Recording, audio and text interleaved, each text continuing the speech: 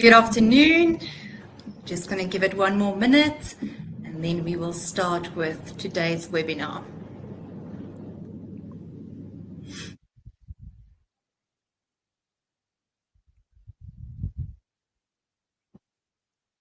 Hello, Sean.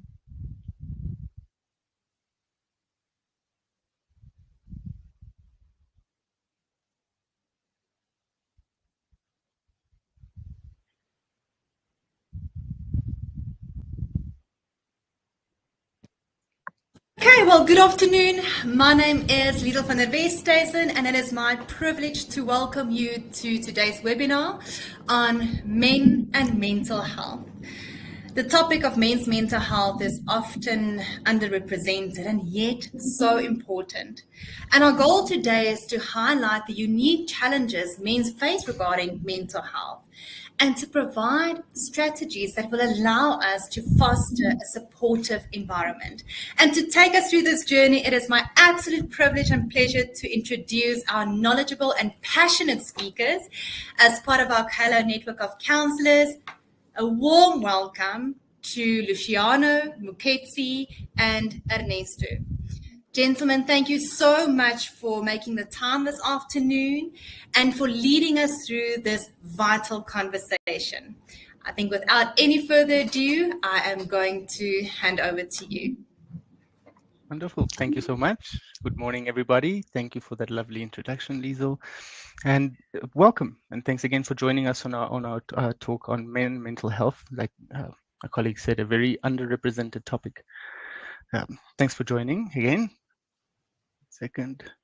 My name is Ernesto Blanco Garcia. I am with Kaelo's case management team as a registered counselor. I'm also joined by my colleagues Luciano, Moeketsi. Do you guys want to take over for a quick intro?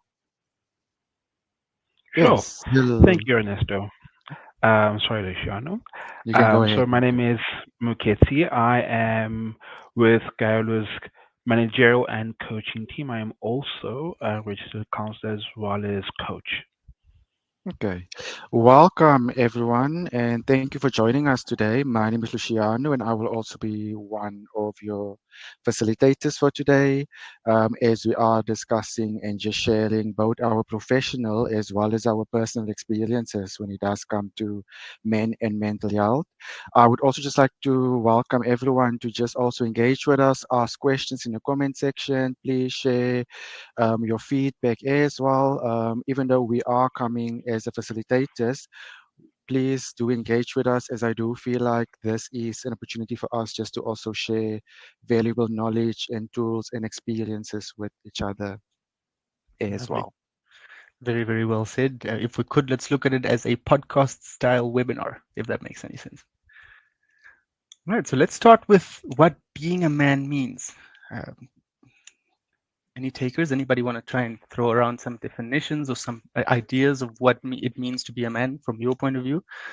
The reason I'm asking like this is because we understand that being a man is subjective to some extent. If we can look at the different definitions of a man, the first one that we have, the operational definition, if we could call it, is the primary sex characteristics, having male reproductive organs. But the other part of the definition of being a man is all conceptual and very unique to oneself based on what you think, based on what you were taught, based on upbringing and background. So let's hear from you, if possible, some ideas, some views of what it means to be a man on your side. From my colleagues, is there any perspective to add or to share? Yeah, sure. I think from a personal perspective, being a man basically means being a provider. It means being a priest. It also means being a protector. I think if I want to encapsulate it, effectively being a man is being one who is responsible. That's my working definition of what it means to be a man. Lovely. Thanks so much. And I do agree with you, MK, that for me as well, being a man is being the person that's also sometimes the head of the household. So it's sometimes seen as the head of the household. It is being the person that's able to take lead. And like you said, also the protector of one's family as well. Lovely. A good way to consolidate these definitions. Yeah. We also just have in the comment section from Rodney, for him, protector of the family. Maslatse is also saying provider Hmm. as well. Hmm. Lovely. I think a lot of the, if we could call it core competencies of a man, boil down to those three that we hear quite often: protecting, professing, and providing. But this also includes, for example, the concept that Moeketsi shared of responsibility. I think I resonate with that when we think of being a man. I think it involves a lot of responsibility and being responsible even for things that we don't want to be to some extent. In my understanding, we also include the term uh, gentle. As much as a man is known to be rough and tough, we are also expected to some extent to be gentle, or we do need that at some point, if not from ourselves and externally. So it's good to have that on board as well. Do we have any other ideas or concepts being shared? None at this point, Ernesto. I think just yet. Let's see. Things can Let's always see. flow in. Sorry, I think there is one more comment from John. He also just mentioned not to fold under pressure and remembering that people depend on you. Hmm. There's an element of strength, I think, involved in that. Yeah. Beautiful. Definitely. I see we have another one from Dean, being a servant leader, moral, integrity, vulnerable, and trusted as well. Leader Lovely. at home from Abdul. So, yes, thank you guys for sharing. Beautiful indeed. Based on all the comments that we're getting, we get to see that our definition of a man is subjective. It is what you make of it yourself. As much as we can share facets, it largely lays with ourselves.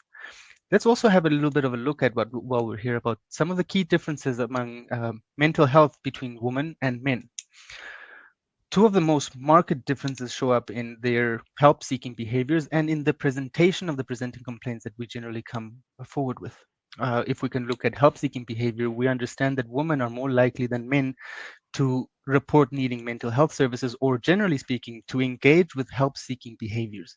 That includes phoning up a friend, that includes engaging with self-care, or taking a step back when they're too overwhelmed or overloaded.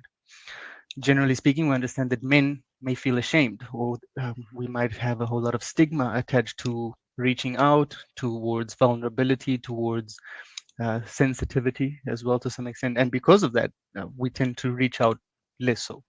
I think also the societal norms and expectations placed on men are very responsible for holding us either from seeking the assistance that we might need, or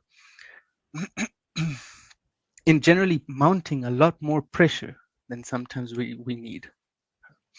If we could at the same time also looking at the difference in mental health and in mental health difficulties that we face, we understand that women tend to have higher rates of internalizing disorders such as depressions, anxieties, while men are, generally speaking, much more external, such as prone to anger, substance abuse, or antisocial behavior such as fighting, as men do. I think the topic of toxic masculinity might come up in a bit. What do we think so far? No, definitely, Ernesto. And I think we can also see this coming up in terms of our own experiences with dealing with our clients as well, where a lot of times when men do come to therapy, you can also just hear in terms of, how much it actually took for them to take that step, because that also meant that they needed to overcome a lot of the stigmas, a lot of the internal Mm. pressures that they have on themselves as well. And I think even for me, in a personal capacity, for me also having to think about going for counseling support as well, it was like a push to say, okay, am I weak if I'm not able to deal with my own personal challenges as well? Whereas that's not the case. It's me saying right now I just need a bit of assistance or support to maybe manage or maneuver myself through a certain stress that I'm also experiencing Mhm. as well. So definitely when it comes to help seeking behaviors, I can definitely within my experience see what the difference is, and what the openness is as well when it does come to men taking that step.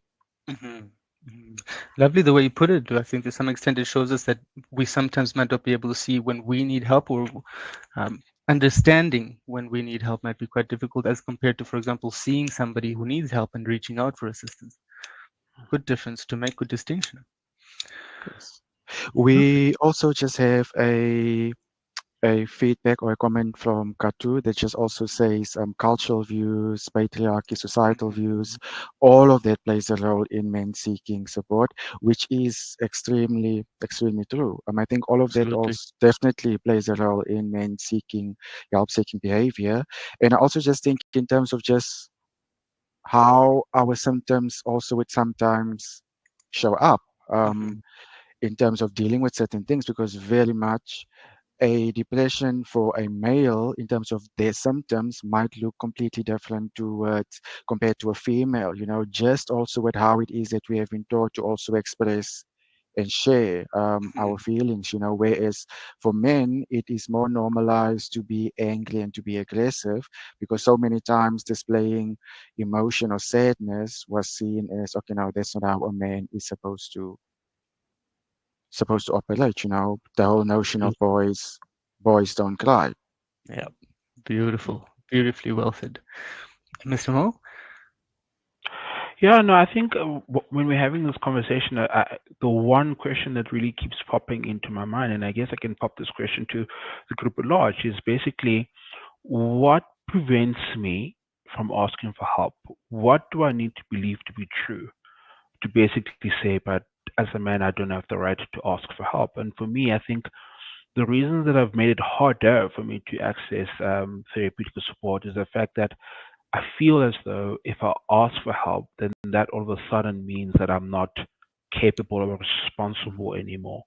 And Hmm. then twofold, the thing that makes it even more difficult to ask for help from someone from the opposite sex is that will this person still see me the same way after this conversation? And 9 out of 10 times I find myself saying to myself, no. So rather not. Let me just basically die tough and then just Hmm. figure it out on my own. So I guess it's an interesting question. What do you need to believe to be true to sort of hinder you from asking for help? I don't know. That's just the whole thing that I'm just asking myself right now as we're having this conversation. That's a very good question.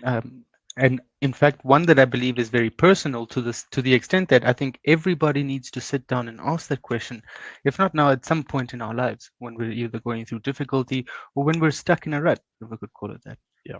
Thanks so much, Yeah. Mo. I think that's a very, very helpful question to start the process, if Yeah. so to speak. And so we also just have some comments, just commenting on Mo's question, where it's also Mm, just nearly sharing most times we men cannot identify or realize that we need help. And I think with that nearly goes back to, it wasn't a norm to say, hey, I need support, or I need assistance, because so much judgment is there. Dean is also sharing no psychological safety, and again, mhm, judgment. Rodney is also just making a comment that, this feeling that you need to be an alpha male as well. mhm. How that's very important, very interesting as well, very insightful. Maybe that raises more questions, more meaningful questions for us to touch base on. Thanks again for Yeah. sharing and for being that vulnerable. Perfect. If we could, I also want us to look at a little bit at some. Sorry, Mr. Mo. No, I'm saying I think there's also another comment from one of the guys. This is just going to be the last comment I read, and then we're just going to have to just move on a little bit. So Marvin basically says, what stopped me and still stops me from asking for help comes from the fact that as a man, I've been conditioned to believe that I have all the answers. And it's that Yeah. if I ask for help, then am I really not as responsible as I thought I was? So it's Mhm, absolutely powerful, mhm. powerful. Great stuff. Thanks, Marvin.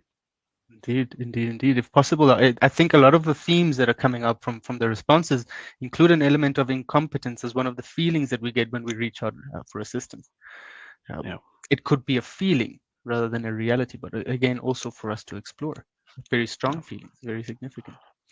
But it's sorry, Ernesto. I think just to butt in there, I think the one thing that has really helped me in my therapeutic journey, and it might sound a little bit strange, but it's to make the distinction between questioning my feelings doesn't mean I'm questioning myself. So it's okay to Ah, question your feelings, but not yourself. You're fine. Like your identity is not rooted in how you feel. So yeah, how you feel could be right, it could be wrong. It doesn't really matter, but that shouldn't sort of have a bearing to how you yourself view yourself as a person. mhm, Because like I said, like I think most men, especially the men that I've spoken to, find it incredibly difficult to speak to their partners with regards to how they feel because of that sentiment that if I now tell you how I feel, you potentially may see me differently. And we sort of take that and we run with it. Now, if someone says to you, whatever, you're weak, whatever the case may be, we take that definition, that operational definition, and we sort of make it who we are. And we need to learn to just, but that's not true type Uh-huh. thing. So, yeah. Uh-huh. Brilliant. Very insightful. Thanks for going. I do think we might come back to this at a later stage again of questioning our feelings, as it's important. I might also maybe want to challenge us to sit with our feelings as men and see if anything falls off. I don't really think so. Maybe we might feel a little differently, but we'll still be men after the fact. But we'll just come back to that in a bit. I want us to have a look at some of the key facts or some key statements or facts, like we said, about men and mental health that might also put things into perspective within our context. The first one that we have, it speaks to the last slide that we've just unpacked, the understanding that men are less likely to seek mental health treatment than women. I think this boils down to our propensity to engage in help-seeking behaviors as a whole, something that has been identified to start as early as high school. Just something to be mindful of. The next one that I want us to touch base on is the understanding that men are 4 times more likely to die by suicide than women. Globally speaking, I think the statistic is more double, that men are twice more likely to die in suicide than women. And one of the things that speaks to the 4 times more likely than in South Africa might have something to do with the, how do we say, the nature of suicide that men engage in. Generally speaking, men are more prone to violent suicide, more gruesome, more complete, more fatal forms of suicide, whereas women are generally speaking more prone to gentler forms of suicide, such as overdosing and poisonings and things like that, less intrusive, less invasive, less gruesome, if we could. Also touching base on the risk factors that lead men towards suicide include, or just generally speaking, mental health. Poor mental health include alcohol, substance use, unsafe sexual practices, diet, and lack of physical exercise, as well as violence. Something that has to some extent been identified as part and parcel of male culture to some extent. I'm not too sure if we understand or what we think about that. Yeah. And no, definitely. And again, because how I think about it, how I see it is, if you don't have the platform to share or where you feel comfortable enough to share or relay your experience or to talk about certain challenges that you're having, how then are you going to cope with that? So all of these alcohol, substance use, violence, sexual practices, that's all a form of coping. That's usually how men try and cope with their emotions and the feelings that they are experiencing as well. So definitely I can see this coming up because that's what we learn, yeah. Lovely. Well put. That is how we learn. If we take a step back and look at these items, they may not have looked as coping mechanisms. They might look quite heavy, but in reality, when we're going through the difficulties, these might be some of the things that help take the edge off, if we could look at it like that. Or even if it doesn't make us feel better, it's how we are socialized to respond and react. So Yeah. Thanks so much. Beautiful insight. Let's also touch base on the fact that men in South Africa are socialized to believe that being vulnerable is a weakness, and that this attitude of men portrayed as being brave and fearless leads to men considering themselves in a negative light if we do go through difficulties. And this is not necessarily only in South Africa. I can share from my point of view as well. When I was growing up, we were told things like, if you're hit as a boy, you don't stay hit, you hit back. Yeah. We're told a whole lot of things that isn't necessarily also only particularly locked to South Africa. It's in my understanding, and this will also come up in our conversation a little later on, very generational, how we're taught by the men around us. I believe that makes more sense than, for example, saying South Africa or any other part of the world. 100%. Lovely. Let's also have a look-see at society's expectation and traditional gender roles as something that also perpetuates difficulties among men. The understanding that we're less likely to discuss or seek help because that's just how we're taught to do it, because that's how we're trained, like we said now, with regards to societal norms, to gender roles, the understanding that certain things are for men and certain things are for women locks us away to some extent and kind of keeps you locked in with the difficulties that we're going through. One way Yeah. to look at it like that. We also want to have a look at the fact that men often face stigma when it comes to mental health issues, and we might feel ashamed or embarrassed to seek out help. We might feel incompetent, like it came up in our conversation earlier. We might have a whole lot of uncomfortable feelings that we don't want to go through when we're going through difficulty, which might then at the end of the day stop us from going through and getting the help that we might need or want. And ultimately, we want to touch base on the fact that depression often presents different symptoms in men that it does for women. Instead of sadness, men often experience irritability or anger, as we said earlier as well. Um, Firstly, anger is a masking emotion. And Yeah. secondly, it is a socially acceptable emotion, especially for men. It's easier for a man to get angry and get irate, wave our hands in the air and get animated, than it is for us to cry or for us to break down, for example. Also, while we're on this topic, besides the differences between, for example, depression in men and women, we also have atypical depression specifiers that we might not be, how do we say, familiar with. We understand that sometimes when we're depressed, we might not eat. Our appetite goes out the window, but overeating might also Yeah. be a good indicator of that. And similarly, the same with sleep. When we're depressed, we generally tend to sleep more than usual, but going without sleep is also a feature, a little bit of lack of balance. I think we could look at it like that. What do we think?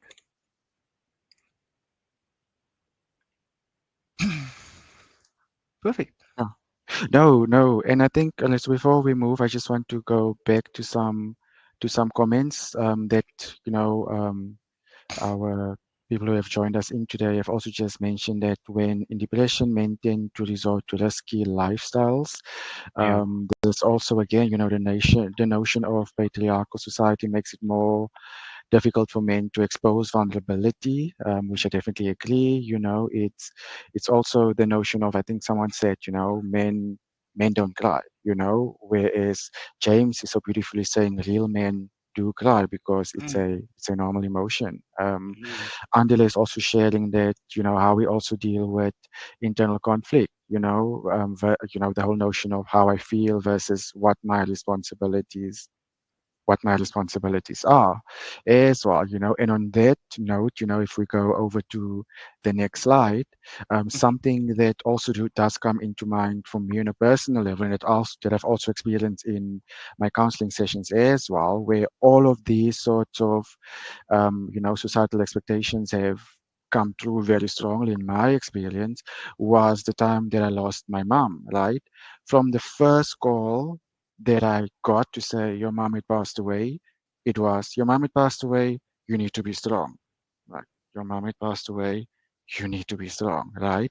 That mhm, whole week leading up to the funeral, it's okay, you now need to have things in control because it's work that needs to get done. So many times at the funeral itself, it's don't cry, you need to be strong for your siblings. But I'm also going through mhm, the exact same experience, but yet I kind of need to absorb in what my emotions are because I need to be strong because that's what a man is supposed to do, right? And for me, when I look back to that 2 weeks, some of it is a blur because in order for me to be strong, I needed to compartmentalize part of my emotions. So I was there physically, but I wasn't present at all with what was happening around me, right? Yeah. And Yeah. only a couple of months later, it all just hit me like, sure, but did I really just experience what I've experienced? And I think so many times, so many men that I have spoken to experience the same thing, where it's like you're going through this situation, the same as everyone else that's present, but yet you need to bottle up what your experience is and what your feelings and what your emotions are, because you need to be strong for everyone else, Yeah. and to me that's where all of these comes in, because again, I need to adhere to masculine gender roles. It's toxic masculinity because I can't be sad. I need to be in control because if I'm if I have a breakdown, if I cry, then I'm not in control. And then what does that mean? Then it's also then me having to deal with, okay, life is happening because life is still happening, so no awareness within myself up until the next hit comes, and then now we're overwhelmed. But I'm not only dealing with the current loss, but I'm also dealing with the previous loss as well.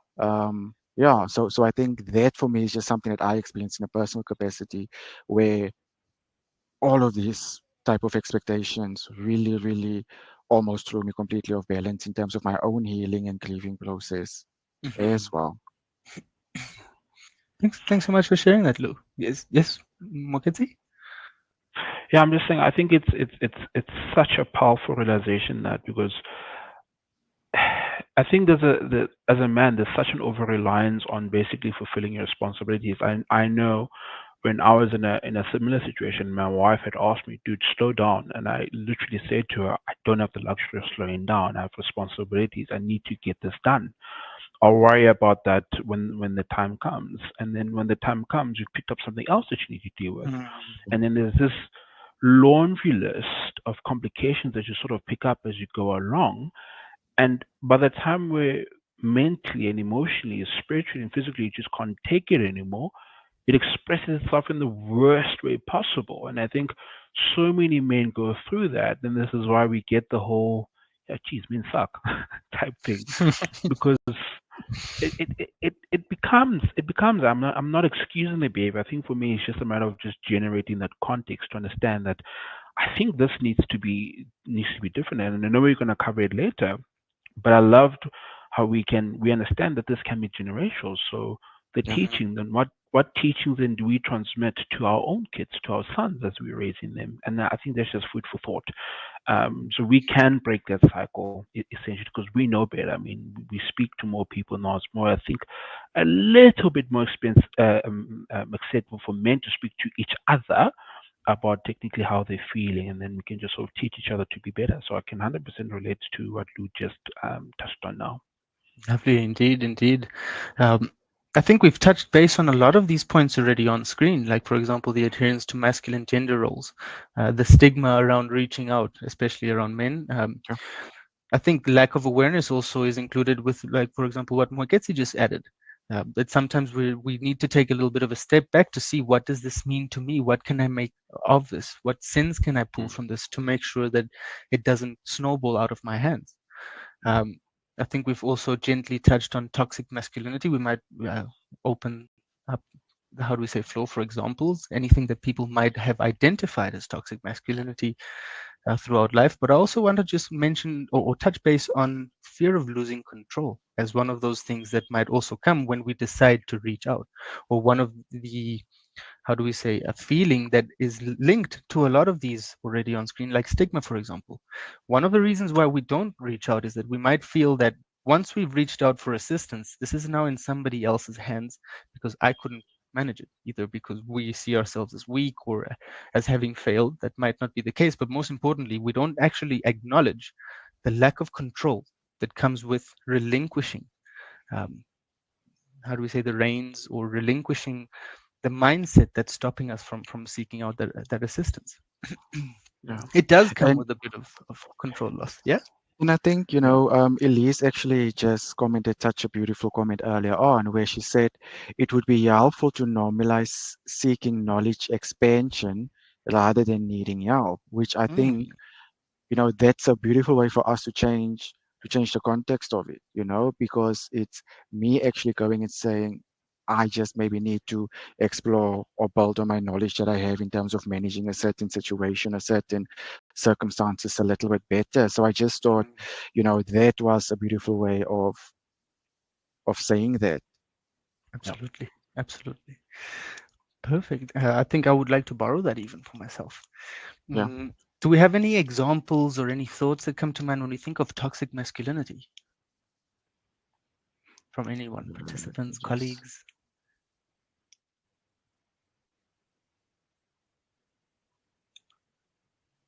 So Katu has also just said, environment and exposure plays a huge role as it informs how we feel, process, and accept things. Oftentimes, what most men are exposed to perpetuates the belief that falling apart is a sign of weakness.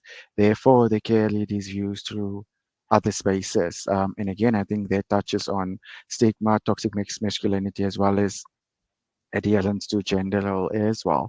Nick is also sharing that something that doesn't help is that behaviors associated with depression and perhaps suicidal men, risk behaviors, alcohol, drug abuse, aggression are also behaviors that some men see as admirable.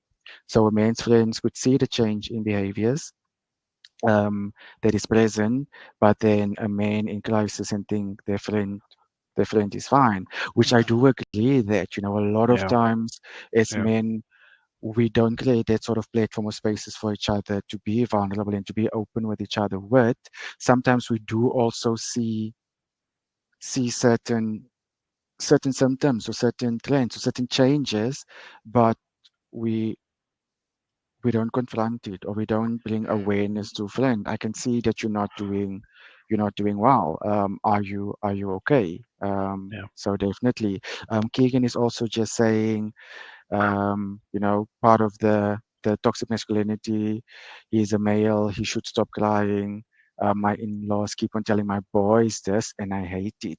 And thank you for sharing that, King, because I think for me, that was my experience as well, right? I was fortunate that with my parents, um, there was more flexibility when it came to this. However, my larger family dynamic and the larger community that I was in was kind of a different message that was being sent my way. So at home, I can cry, I can do whatever it is, how that's relating to how it is that I'm feeling, but yet externally, it will be a completely different message that I would be receiving, which I also think touches beautifully on what Keegan had said, that Yeah. he is trying to raise, he teach his kids certain certain concepts, certain ideas, and yet there's also the broader community that also needs to take Mhm. into account because that also influences our experience as well. Absolutely. Yeah. Absolutely. 100%. Yeah. Beautiful. Thanks so much for sharing. I think if we could like to foster that even more. Lovely.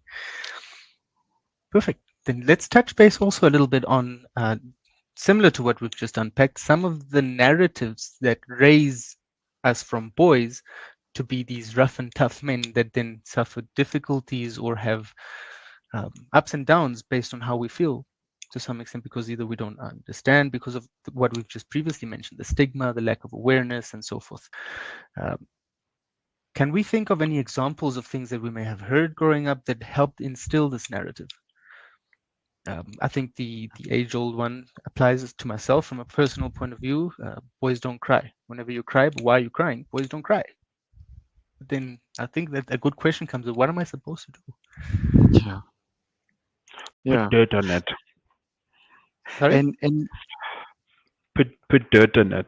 I remember once Rub dirt on it, yeah. I once cut myself. I still have the scar on my hand, and I started bleeding quite badly. And I was like, "Oh my god, I'm bleeding! I'm bleeding! I'm bleeding!" And they're like, "What are you doing? Just put dirt on it." And literally, that's what I did. I put dirt Believe on me. it, and then you wait for the blood to just coagulate a little bit, and then you boom, boom, rub it off, and you're like, "You good? You good?" You're like, "No, you good. Go play." go play. Go play. We Just might go laugh at play. it now, but it may have been very Yeah, tough for us going through that back then. And I yeah, think it then also opens up the question, right? Because yes, as a child you put that on that wound, but just think about this, how much more now as adults do we still carry the same notion, that I'm going through something deep, but yeah, in order for me to be okay, I'm like, okay, what do I just lightly put on? yeah, So I can just keep on moving. yeah, Moving as because all of these statements, it's like men don't cry, don't be a wimp, stop being such a girl. How much more do we repeat these things for ourselves when we are in this yeah. when we And go it's under such a stress? So yeah, and it's such a scary thing because I think so. I look. I know there's a thing called toxic masculinity. I'm not going to pretend that there isn't. But I think the one thing that has saved me, especially in later in life, was the recognition that toxicity doesn't necessarily have to be inherently the person, but can be the person's environment from both the influences they get from their male counterparts and their female counterparts. I believe that it's toxic to hear, hey, listen, rub dirt on it. You'll be fine, because what that does is it forces you to internalize your emotional world, and then you're gonna blow up one day. You're gonna basically be an hydraulic press. Mhm. And I still laugh at these ads, and thinking back at it, it's still funny, but I think, damn, that actually said a lot. The First for Women ads. Do you remember those things? When they spoke about this, why we only insure women, and the guys would All like the drive silly off a things cliff. guys would do, yeah. And so it's stuff like that. And I know there was a point earlier on where they sometimes say that sometimes your friends don't sort of recognize it. And I think what's really helpful, and I can see it in the space that Ernesto and Lou that we have, we can sort of identify when now, if I'm sort of now drinking heavily, for instance, we sort of recognize that if I'm engaging that behavior personally myself, then it means something must be wrong. So obviously it means that my friend is struggling with something, and it's a matter of, hey, listen, this is not a good look. What's happening?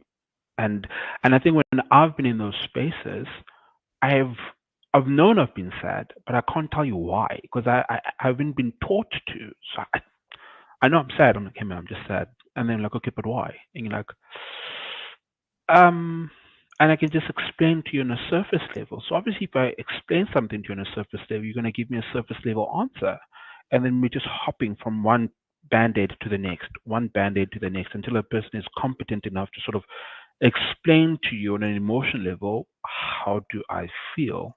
Because that's something I know I'm still learning, because I struggle. Someone says, hey man, how are you feeling? I'm like, yeah, I'm good.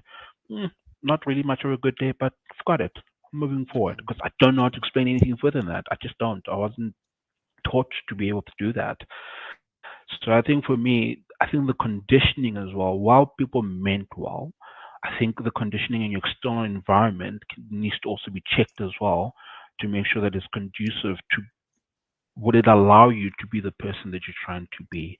And if the Mhm. answer is no, then I think you need to sort of take a look again and see what changes you can make to that. That's Oh, just my piece. beautiful. Yeah. Thanks so much for sharing, Mo. I think that's a beautiful way to look at it. Let's try and tie in what we've just spoken about with these 3 points to help us change that narrative or the rhetoric in how we raise younger boys or ourselves, if we could. I want us to imagine that when we're dealing with a boy, it almost every time it could, to some extent, represent our internal little boy.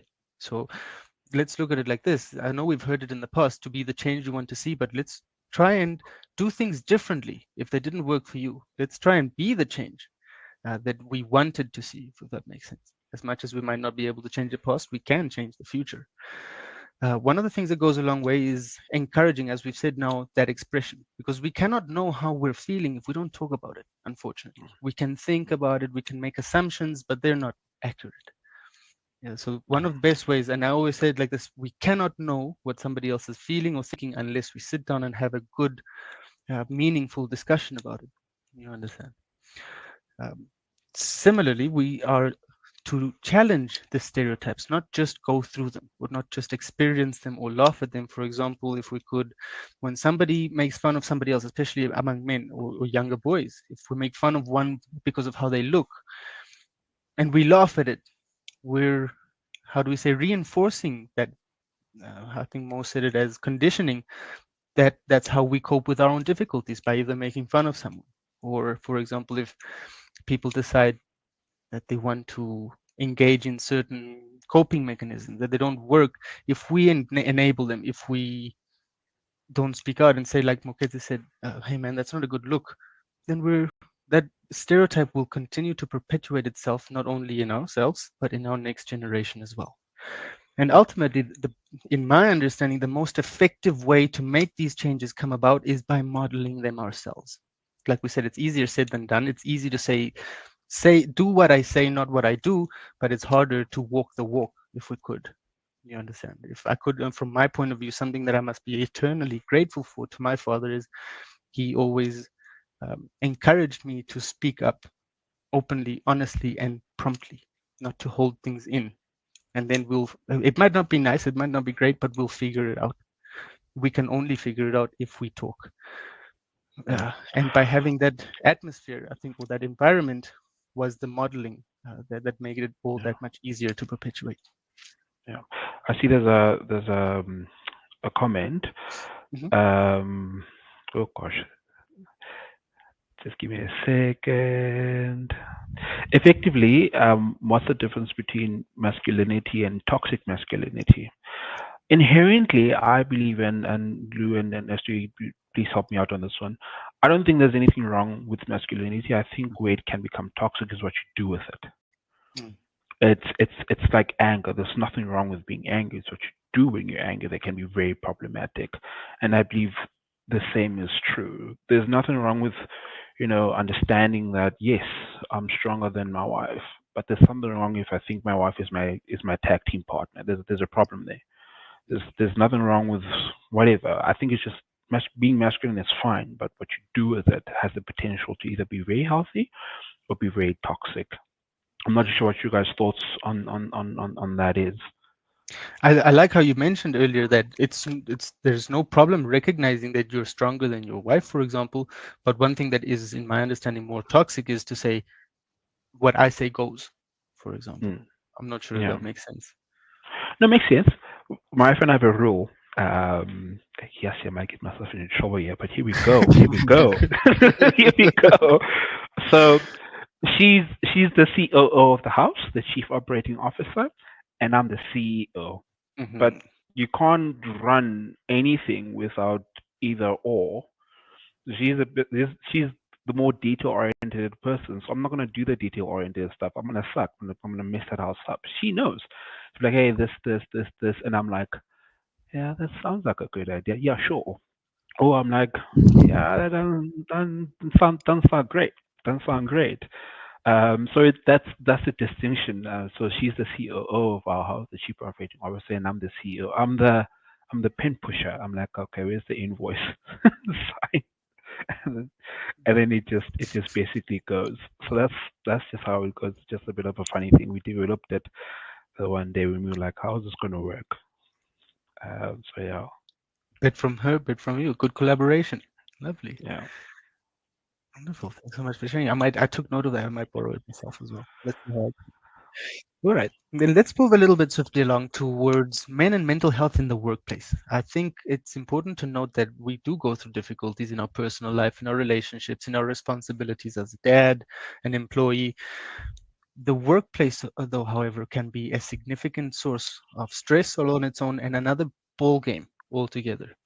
We understand that job stress, as it is, our responsibilities, our fast paces, our deadlines, demands, things like that, all lead or mount up to lead to poor mental health at some stage for both parties or for both genders.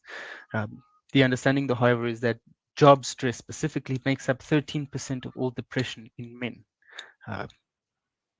Generally speaking, the job it's the way I like to put it is something to take a step back and understand that as much as I have my own personal challenges and my work challenges, they do talk to each other. Sometimes my work problems can follow me home, and sometimes my personal challenges can come to work with me as well. And they don't work one another out. Or how do we say, they're not to be intertwined or intermingled to some extent. Also easier said than done. But while we're here also, let's have a little look at some generational differences, which is, I think, very responsible to, for the perpetuating of the stereotype and the stigma that we've been going through historically. We understand that there's still a lot of discomfort around the topic of mental health around men, difficulties or stressors or challenges that we go through, especially related to the business world or how they show up in our interpersonal relationships at work. It can make that itself, the stigma that we've been talking to up until now, can make it even more difficult for us to manage our workplace difficulties, and they can snowball to some extent to the point where, because they followed us home now, it makes it difficult for us to see that this is actually coming from work. Our things are falling apart at home. You understand? But generationally speaking, also, like we said, I think it's for us to draw attention to the differences of the past and the now and what we want to achieve at the end moving forward, if not for ourselves, then for our children or our society. What do we think about this so far? Yeah. And I also think, it's also allowing ourselves the time to also adjust to the changes that's happening as well. Because I think a lot of times people struggle to recognize that, yes, the workspaces are changing, the work dynamic is changing. There's now more emphasis or even just, a little bit more focus on improving mental health in general in the workspace. And I think that requires all of us to be a little bit more flexible with our thoughts around it as well. Because I do think, for me and working with clients, a lot of times that's where the challenge comes in, is that, okay, I don't understand. Why would this be a problem if I say this? Or why would someone feel offended or hurt if I say that? And again, I think like someone had also mentioned in the comment section is recognizing that just because you are coping in that way or that's how you see it or experience it, it's also important to recognize that someone else's experience might be completely different, and that's okay. That's Yeah. still something that one needs to respect, Yeah. and yeah, be supportive of as well. And I think that also just links us into our next slide, which speaks about, Mhm. supporting men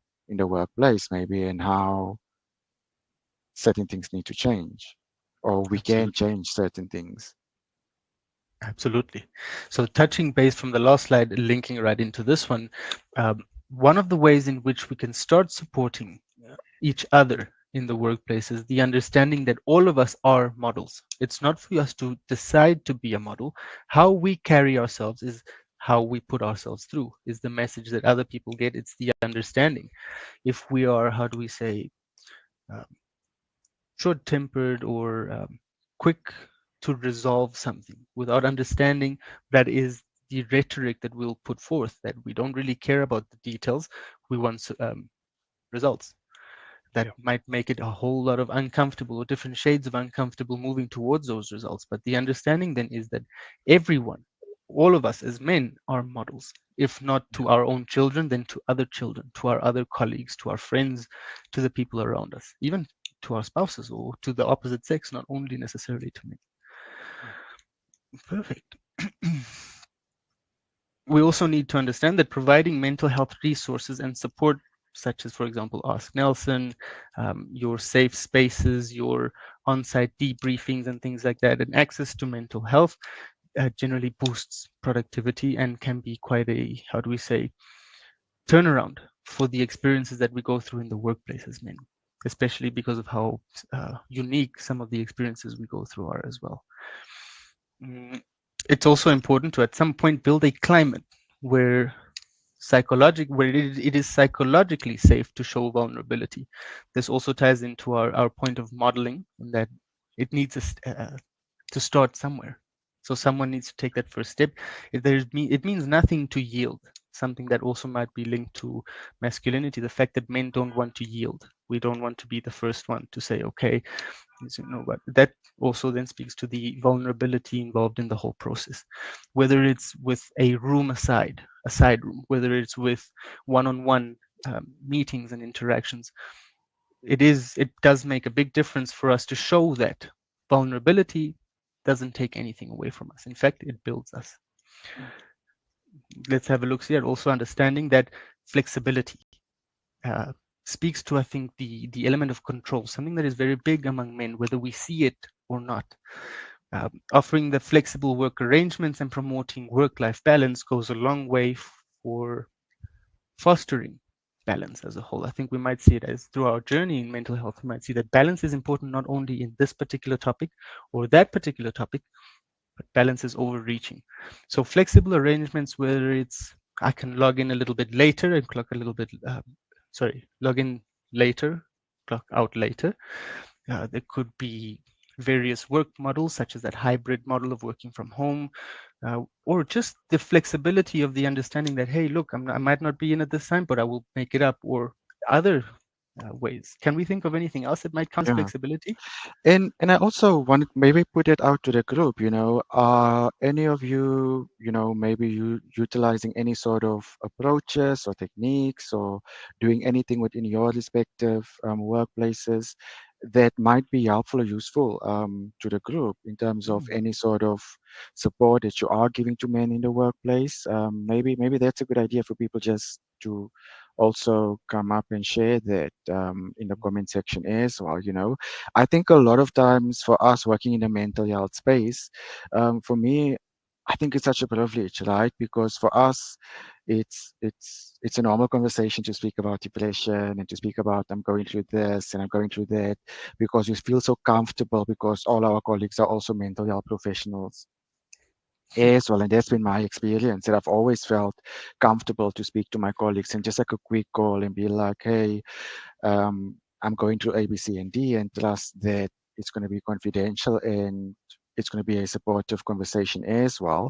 Where I know in other spaces, it might not be the same.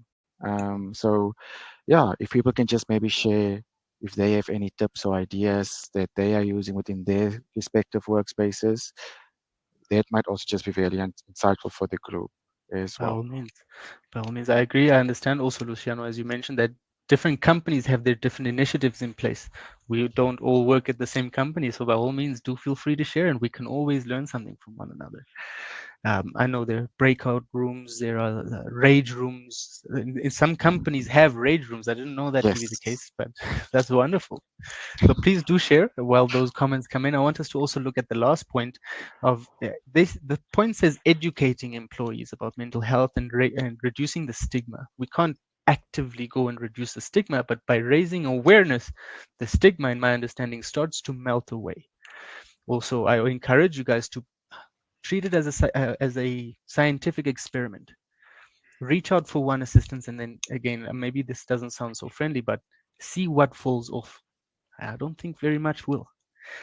No man is an island. You understand? We cannot do everything alone.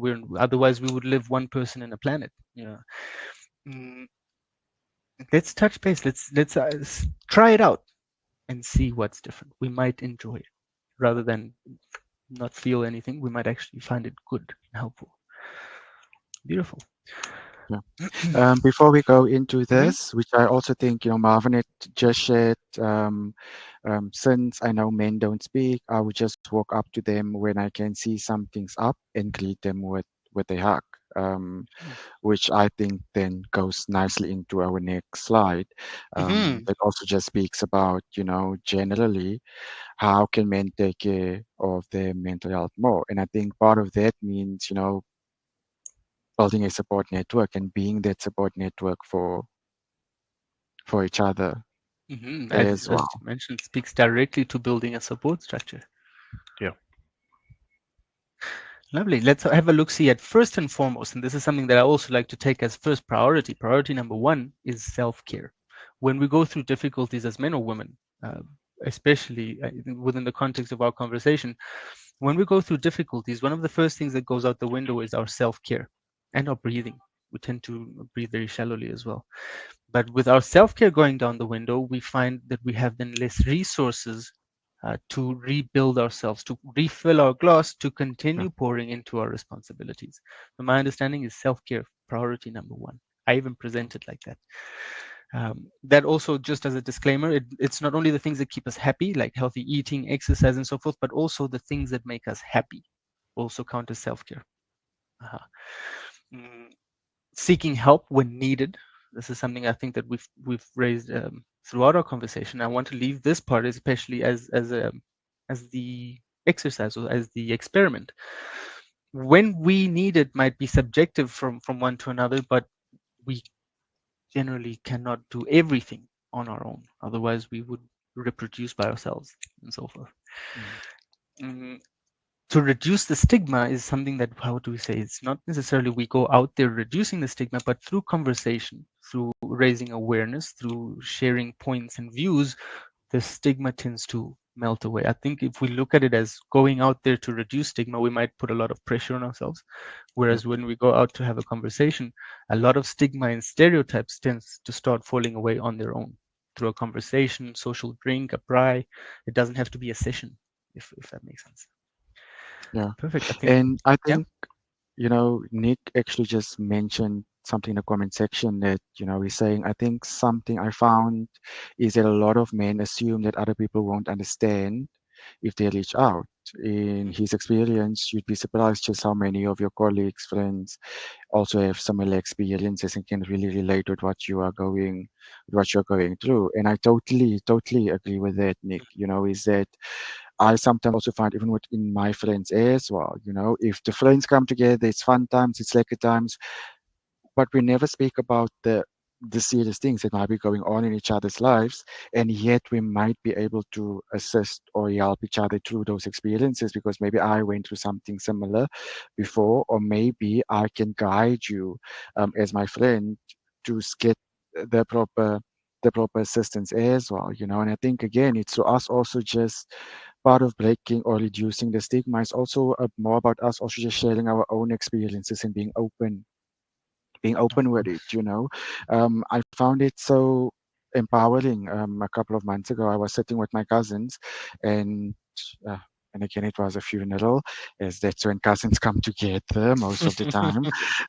And we were also just sharing about our own personal experiences going through therapy. Some of my cousins were like, "Oh, I think his wife came in and his wife is like, "Oh, it's time to take your medication." And we're like, "Okay, what medication?" And he's like, "No, I'm taking A, B, C, and D for my anxiety." I'm like, "Oh, no, I'm using this and I'm using that." And I think just with that, it was us normalizing the fact that, hey, okay, you're anxious. You're feeling this way. You're going through that. I'm also going through this. This is what I had used in the past. This is what I had done in the past as well. So again, I think it's about us just creating that sort of platform for one another. Beautiful. I think that speaks to a lot of different points, like, for example, building the support network, the sharing of awareness, and reducing stigma all in one. Yep. Lovely. Yes. Mr. Mo? So yeah, I think there's something that when Lou said it now, and I just realized what has made the difference a lot, especially in the conversations that I've had with my guy friends. So there's normally one of two issues that is affecting me at that time. It's either I have a knowledge issue or I don't know enough about my problem to sort of solve it, or I have a resource issue and I need to learn an internal resource to basically help me. Because you might have the knowledge on how to fix it, but internally you just might not have the capacity to basically weather it or to go through it. And it's always been so great to realize that, oh, it's usually one of the two. Like, you've got the ability to do something, but you just know how to put the knowledge down. So you've got a knowledge issue on how to fix it. I know when I was struggling financially a few years ago, my mentor looked at me and he said, "I don't understand you're struggling financially. You earn quite well. What's up with you?" And he gave me three books to read. When I tell you, after reading those three books, never had issues ever again. I had a knowledge issue, not a resource issue, because I thought I don't have enough. I don't have enough. No, you've got enough. You just don't know how to put that down or to use it appropriately. And I think it's being able to engage with people in that space. And when you actually tell a person, "Hey, this is what I'm going through," and the people around you say, "Oh, that's what I went through. This is how you deal with it," and you realize, oh, is that it? And then you just move on, and it's the powerful thing about learning. One of my other cousins told me that he was on antidepressants, and he told me the thing. I'm like, man, that's why you're always so tired. What's wrong with you? Like, go do this, go speak to a psychiatrist. No, nobody said I must do this for 6 months. I'm like, go speak to a psychiatrist. You are feeling like crap, and you're seeing a warning because you got caught sleeping at work. Go. And he's like, I didn't know you could do that. Yes, you can. Mhm. Go. So it's stuff like that, and I think, yeah, being a guy is fun. Well said. I like that rhetoric. I think just because we're a little bit caught for time, let's have a look at the last one.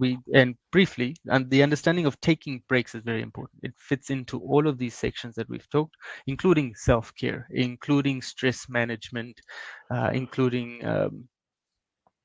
refilling your cup. We could call it as a different way of looking at our awareness. We can, through taking breaks, we get to see what is left in our cup and when we need a break in itself. But thanks. Let's see what we have left. I'm not sure if we can maybe skip this because it touched base on a lot of the things that. Yes. Right. And in closing, possibly, I want us to have a look, see at some of the common myths about therapy, because we understand that there are, and even more than this slide can hold. Just to touch base on them, though, some of them are that people who seek therapy are weak or are broken. That's not the case. Everybody seeks therapy. Everybody can, and it means nothing about you. Generally speaking, we tend to follow the logic that because we're in therapy, something must have fallen apart. That's not the case. Sometimes we can, in fact, go to therapy to improve on what we have. You understand? We keep putting it from the point of view that challenge therapy, but improvement, betterment, development can also be achieved through therapy. And that doesn't mean that we're underdeveloped or inadequate or incompetent in any way. The other one, I like this one, that all therapists are the same. Yeah. Wildly different. Different. Yeah, as different as the individual that you talk to. We cannot be the same person, so our therapy will not necessarily be the same as well. And also, while we're there, it's important to find a therapist that you connect with, that you resonate with. Ideally, that's what makes counseling to some extent and therapy more effective, which goes hand in hand with the understanding that they're not all the same. Otherwise, all therapy would be the same. Therapy is the same as talking to a friend or a relative. Jens, what do you think? Oh, Not the same. Not at all. Not at all. Not the same. Not the same at all. And as a therapist that's gone for therapy, it's not the same. It's not even the same as me speaking to my colleagues as well. It's a completely different context and a completely different interaction as well. Absolutely. Thanks for the insight, Lou. The next one that we have here is that therapists have all the answers and solutions to each problem. Good I barely have the disclaimer. answers to my own life. So no, therapists don't always have the answers or the solutions. Absolutely. No. And that's in fact a disclaimer that I like to share nice and early in our therapeutic process, is that I don't have all of the answers, you do. But getting at that is what we'll do together, if that makes sense. And ultimately, a therapist is like a friend who gives advice and tells you what to do. Similar to the last two that we've discussed, or the 2 points surrounding it, therapy from a friend and therapist all the same, or not the case. Not the case at all. And similar to what we said earlier, therapy is only for those who are struggling with their mental health. Not the case. I think we covered 2 and then in 1 point. Are there any other myths that we can think of that we didn't really touch base on that are prudent?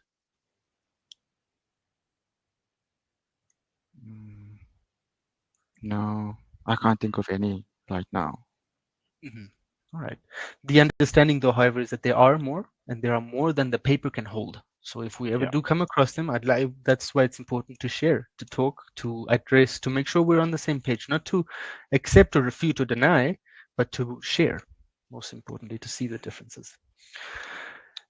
Just on our way out, while we conclude, let's take a little bit of a mindful moment to take inventory of yourself, take inventory of your thoughts, your feelings, and your, how do we say, disposition.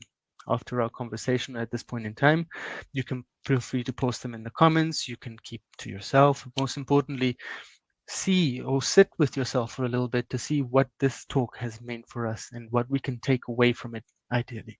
If there are any comments, please do feel free to share. I'd love to see. While we're here, also, let's support men and men's mental health. Reach out to a buddy, reach out to a friend, reach out to a therapist. If we need to, reach out to a family member or a colleague that you think might need it, and see, again, treat it as an experiment. Nothing will fall off of either one of you, my understanding. Thank you so much for joining and for giving us a platform to have this discussion with you guys. Ladies and gentlemen, everybody at large, thank you. It's been an absolute pleasure to have this discussion, this conversation. And hopefully we can make some impact beyond ourselves or beyond our conversation based on what we've discussed. Thanks again. Thank you everyone for joining. I also just want to say the The webinar will be loaded on the Kaelo website. So if you guys just want access to just go and watch it again or share it, it will be available on the Kaelo website for people that have asked if they could have access to it as well. Of course. Yes. Perfect. And Steeper then is thank you asking, for are we everyone as done well. already? Which is good. Yeah. Seems like they want more of this. Brilliant. Well, from my side, Luciano, Moeketsi, Ernesto, a heartfelt thank you for your time and for this insightful conversation. I think we could have gone on for another hour. But thank you so much. And as you mentioned, this webinar will be made available on the Kaelo website. Thank you all for joining us this afternoon. And we will take care, and we will see each other soon again next month. Take care. Thank you. Bye. Thank you. Thank you.